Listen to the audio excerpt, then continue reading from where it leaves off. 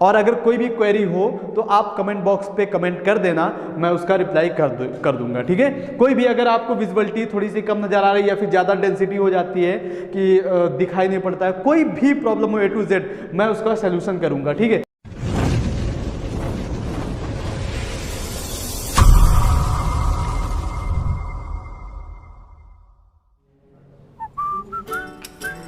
Hello friends, मैं अनुराग आप लोगों का स्वागत करता हूं आपके अपने YouTube channel Arth academy with Anurag में। साधारण ब्याज चल रहा था और उसी का 7वां टाइप लेकर के आज मैं हाजिर हुआ हूं। और अगर आप डायरेक्ट ये वीडियो देख रहे हैं मेरी, मतलब डायरेक्टली आप इसी वीडियो पे विज़िट किए हैं, तो आप पिछली वीडियोस देख लेना। इसकी 3 वीडियो मैंने अपलोड कर रखी हुई हैं, 3 या 4 हो गई होंगी, ठीक है। तो आज ये आपका नेक्स्ट टाइप तभी समझ में आएगा जब आप पीछे का पूरा क्लियर करके आए होंगे। तो आपसे यही रिक्वेस्ट है कि आप पिछली वीडियो देख करके ही इस वीडियो को देखें तो थोड़ा सा ज़्यादा समझ में आएगी। तो बिना टाइम स्पेंड किए वीडियो को स्टार्ट करते हैं। देखते हैं पहला क्वेश्चन क्या है। तो टाइप 7 का पहला क्वेश्चन आपकी स्क्रीन पे है। कह रहा है कि एक व्यक्ति ने बैंक से 8,000 रुपये उधार लिए, ठीक है। बैंक गया व्यक्ति और वहाँ से 8,000 रुपये उधार लेकर के आया और इस शर्त पर उधार लिया कि पहले जो 5 वर्ष होंगे, कह रहा पहले 5 वर्ष के लिए बैंक ने बोला कि भैया 6% ब्याज दर लगेगा। पहले 5% के लिए आपको 6% का ब्याज देना पड़ेगा और अगले 3 वर्ष के लिए 8% का ब्याज देना पड़ रहा है। ये यहाँ पर अगले 3 वर्ष, मतलब पहले स्टार्टिंग में अगर 5 वर्ष तक आप ये 8,000 रुपया रखते हो अपने पास, तो आपको जो दर लगेगी ब्याज की वो 6% की लगेगी। लेकिन उससे ज़्यादा अगर समय के लिए, मतलब अगले 3 वर्ष और आप रख लेते हो अपने पास, तो आपको 8% ब्याज देनी पड़ेगी।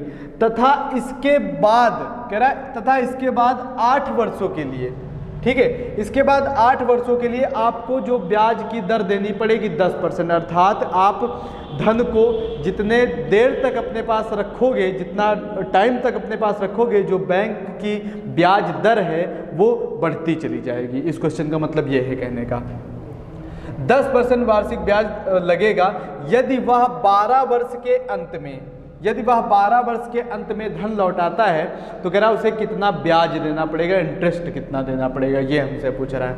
तो पहले स्टार्टिंग में वो लाएगा धन, ठीक है, तो स्टार्टिंग में उसको 6% देना पड़ेगा, ठीक। तो 6% स्टार्टिंग में 5 वर्ष के लिए 6% दे रहा है और फिर उसके बाद अब 12 वर्ष के लिए लाया है, तो ये याद रखना। तो पहले 5 वर्ष आपने कंप्लीट किए 6 वर्ष की दर से, फिर सेकेंड ऑफ आपके पास दर लगी 3 वर्ष तक, मतलब 3 वर्षों के लिए आपका 8% दर देनी पड़ी, तो ये आपका 3 वर्ष, तो 5 वर्ष ये था, 3 वर्ष ये हो गया, 5 3 8 वर्ष हो गए, ठीक है। और अगले 8 वर्षों के लिए, अगले 8 वर्षों के लिए आपको कितना देना पड़ेगा 10%। लेकिन अगले 8 वर्ष तक उसने नहीं रखा, उसने 12 वर्ष तक ही रखा, अर्थात 5 3 8 वर्ष कंप्लीट हो गए आपके।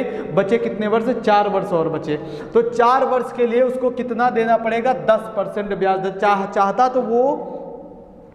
तो वो पूरा 8 वर्ष तक ही रख सकता था, मतलब पूरे ये 8 रखता, तब भी उसको 10% देना पड़ता, क्योंकि उसने ये 3 वर्ष का क्राइटेरिया पार कर लिया है। और जैसे उसने वो 3 वर्ष का क्राइटेरिया पार करेगा तो जाहिर सी बात है उसको 10% ब्याज की दर देनी ही पड़ेगी, चाहे वो यहाँ पर 10 साल ही रखता, पूरा ना रखता, मान लो 2 ही साल लगता, 1 ही साल लगता केवल, अरे बात समझ में, 8 के ऊपर 1 ही साल लगता, 9 साल लगता, फिर भी उसको जो अगले साल का वो जो ब्याज था वो 10% देना पड़ता।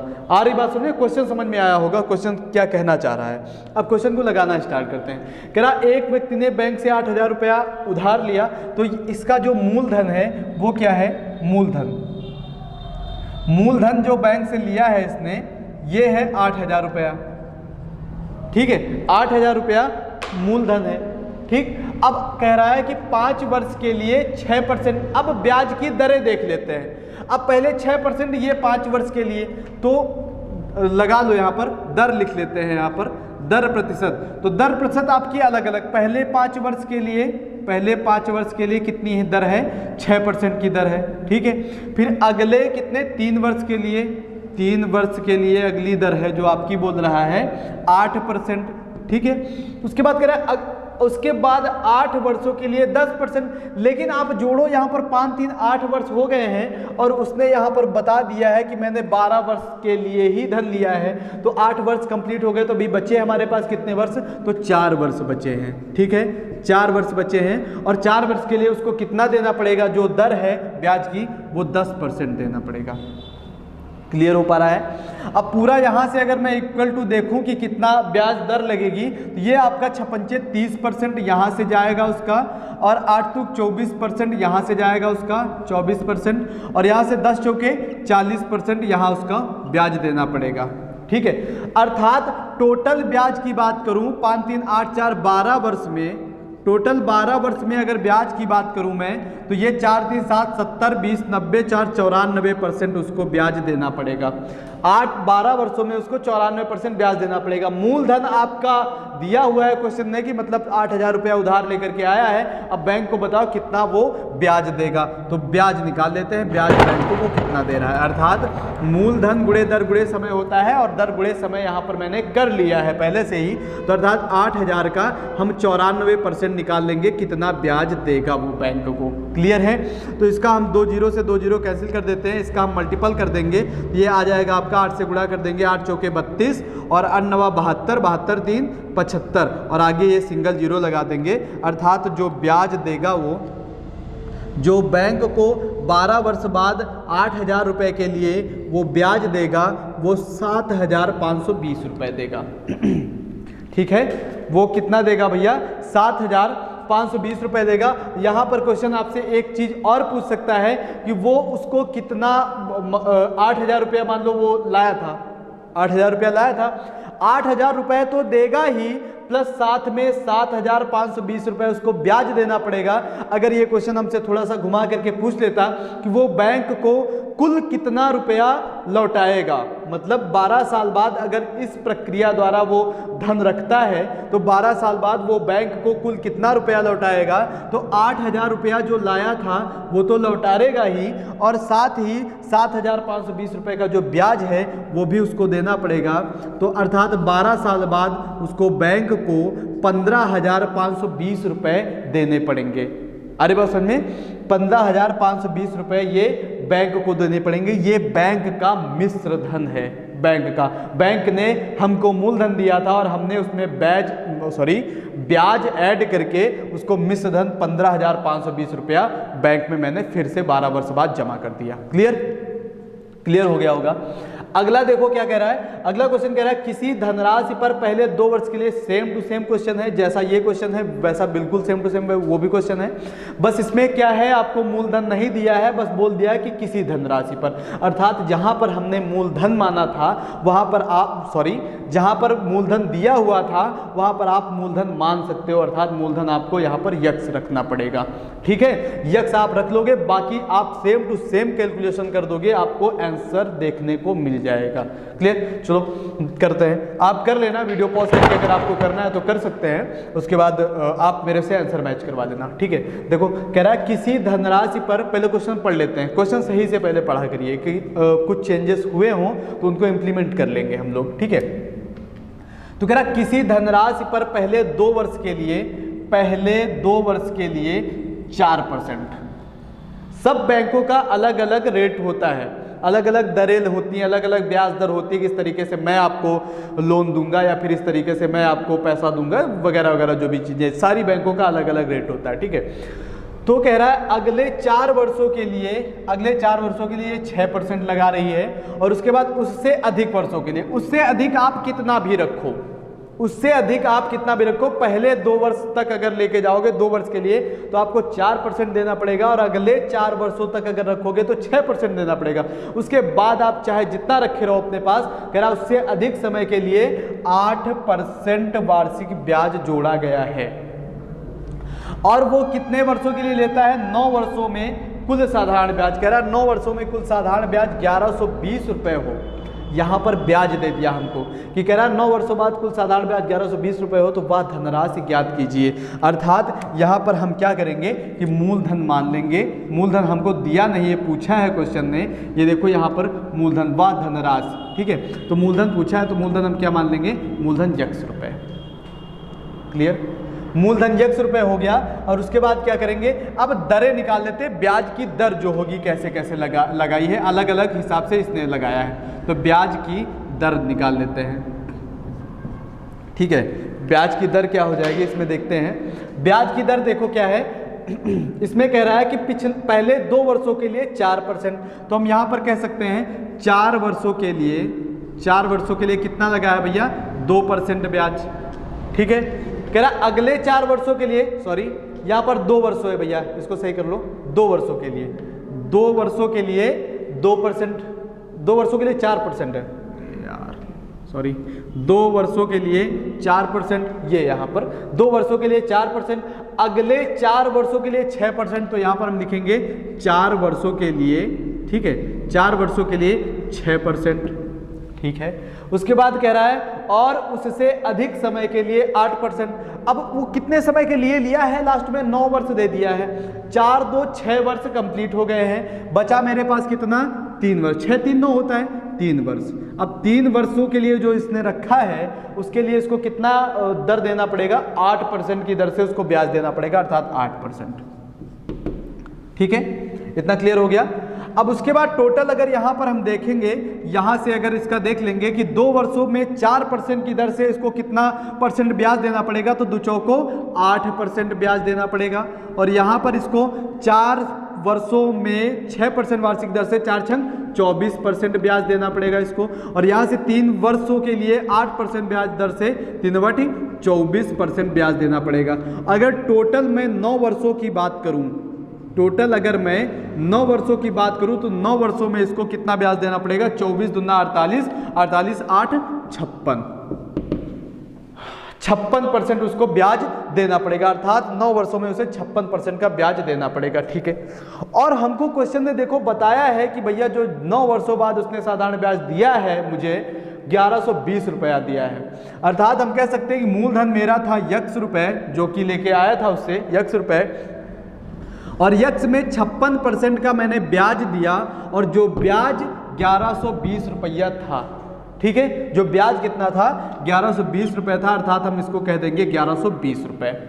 क्लियर। अब यहां से हम इसको कैंसिल आउट कर लेंगे, 56 का 1, 56 दूना 112। ठीक है, ये 100 यहाँ पे जाकर के मल्टीपल में चला जाएगा, क्योंकि ये यहाँ पे भाग में है, उधर जाएगा तो गुणे में चला जाएगा, अर्थात आपका यक्स बराबर हो जाएगा, आपका कितना हो जाएगा, 2000। यक्स बराबर कितना हो जाएगा, 2000। और यक्स मैंने क्या माना था भैया, तो आप कहेंगे यक्स आपने मूलधन माना था, यहाँ पर देख लीजिए, यहाँ पर ये। ठीक है, तो ये हमारा निकल करके आ गया है कि मूलधन कितना है भैया, 2000 रुपया उसने लिया था, और इस तरीके से ब्याज उसको दे करके लास्ट में उसको ब्याज कितना देना पड़ा था, 1120 रुपया ब्याज देना पड़ा था। ठीक है भैया, तो बिल्कुल सिंपल से हैं, जैसे जैसे क्वेश्चन बोलता गया वैसे वैसे हम करते गए। अभी हम लोग टाइप कवर कर रहे हैं, ठीक है, तो धीरे धीरे टाइप से ही बढ़ते हुए जाएंगे, बाद में प्रैक्टिस करेंगे। ये चीज़ें अगर आप दिमाग में अपने बिठा लोगे तो मैथ करने में थोड़ी सी आसानी होगी, थोड़ी सी नहीं, बहुत ज़्यादा आसानी होगी। ठीक है, तो ठीक है, आप इसका स्क्रीनशॉट लो, और अभी 2 टाइप और बचे हैं, आज ही उनको क्लियर करके ख़त्म करते हैं चैप्टर को, फिर इसके आगे कंपाउंड इंटरेस्ट हम लोग पढ़ेंगे इसी तरीके से, टाइप टू टाइप। ठीक है, स्क्रीनशॉट लीजिए इसका। नेक्स्ट ये है आपका 8वां टाइप। ठीक है, 7 टाइप कंप्लीट हो गए हैं। ये छोटे छोटे क्वेश्चन है, इसलिए मैंने यहाँ पर 2 ले लिए हैं। ठीक है, तो और यहाँ पर आपका ये एक क्वेश्चन यहाँ पर डिटेल में समझ लेंगे, और यहाँ पर थोड़ा सा शॉर्ट करके समझ लेंगे। ठीक है, चलो देखते हैं क्या कह रहा है। कि पहला क्वेश्चन कह रहा है कि एक धनराशि 20 वर्षों में अपनी की 2 गुनी हो जाती है, अर्थात वो जो भी धनराशि होगी वो 20 वर्ष बाद अपनी की स्वयं की 2 गुनी हो जाएगी। ठीक है, हो जाती है। वह कितने वर्षों में अपने की 4 गुनी हो जाएगी, अर्थात वो कितने वर्षों बाद, समय पूछा है मुझसे, टाइम पूछा है, कितने वर्षों बाद वो 4 गुनी हो जाएगी। ठीक है, तो यहाँ पर क्या होगा, वो धनराशि मुझे नहीं पता है, तो मैं मान लेता हूँ मूलधन, कि वो धनराशि जो रही होगी कितनी रही होगी, मैं यक्स मान लेता हूँ। ठीक है, 20 वर्षों में अपनी की 2 गुनी हो जाती है, अर्थात यहाँ पर जो समय है, यहाँ पर जो समय है वो कितना है, 20 वर्ष है। ठीक है, समय 20 वर्ष है, अपनी की 2 गुनी हो जाती है, अर्थात जो हो जाता है वो राशि हो जाती है लास्ट में, वो क्या हो जाता है, मिश्र धन हो जाता है। अर्थात हम यहाँ पर कहेंगे कि मिश्र धन क्या है, कह रहा कि वो धनराशि 20 वर्षों में अपनी की 2 गुनी हो जाती है, अर्थात मिश्र धन यहाँ पर 2x हो जाएगा।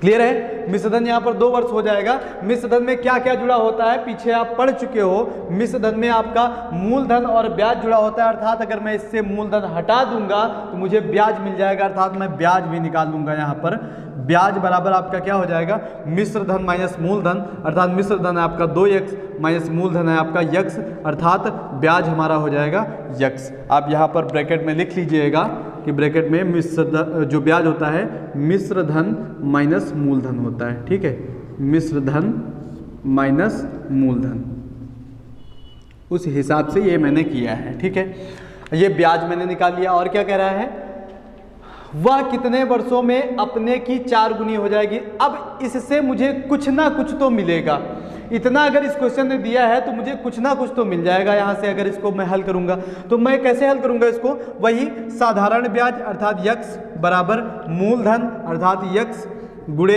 दर नहीं पता है, अर्थात वो यहाँ से निकल आएगी दर, मूलधन गुणे दर, और गुणा समय कितना है 20 और बटा 100। ठीक है, ये 100 से 100 आपका कैंसिल हो जाएगा, 20 एकम 20, 20 5 100, अर्थात r बटा 5 बराबर 1। ठीक है, तो यहाँ से आपका r बराबर हो जाएगा 5%, अर्थात मैंने यहाँ से पहले वाली कंडीशन से दर निकाल ली।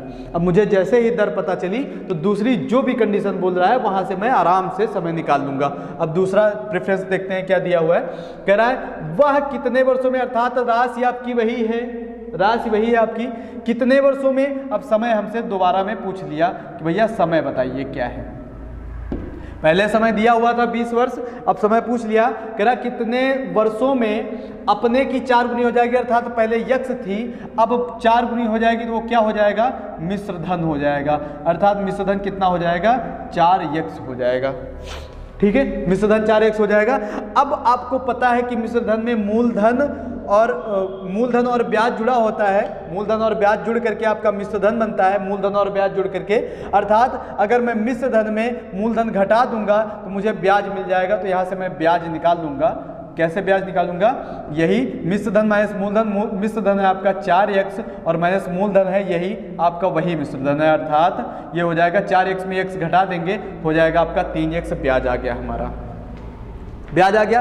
अब ब्याज पता है मुझे, समय निकालना है, दर पता है, आराम से निकाल लो, कोई दिक्कत नहीं आने वाली यहाँ पर। ठीक है, तो यहाँ पर हम क्या कर लेंगे, थोड़ा सा स्पेस कम हो रहा है, देखो यहाँ से थोड़ा सा मैनेज कर लेना भैया। ठीक है, तो देखो यहाँ पर क्या हो जाएगा आपका, ब्याज क्या आया 3x, अर्थात ब्याज हम रख देंगे यहाँ पर, कलर चेंज कर देते हैं थोड़ा सा, तो यहाँ से ब्याज आ जाएगा आपका 3x।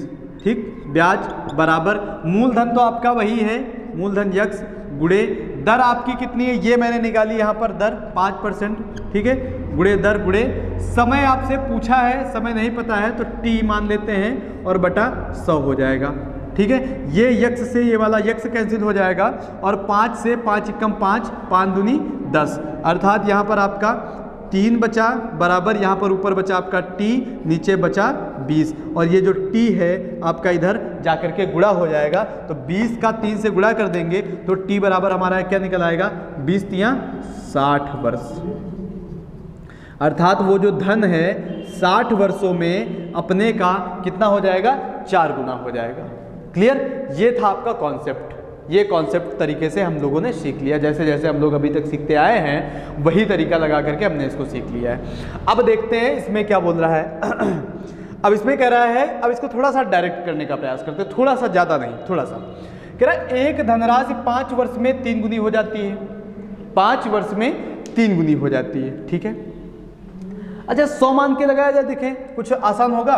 देखो अब धनराशि मान लेते हैं 100 रही होगी, ठीक है, धनराशि मान लेते हैं क्या रही होगी, 100 रही होगी, और कह रहा है 5 वर्षों में, अर्थात समय जो है आपका 5 वर्ष है, समय आपका 5 वर्ष है, 5 वर्षों में 3 गुनी हो जाती है, अर्थात अब वो धनराशि 300 हो गई, 100 रुपये थी अब 300 हो गई।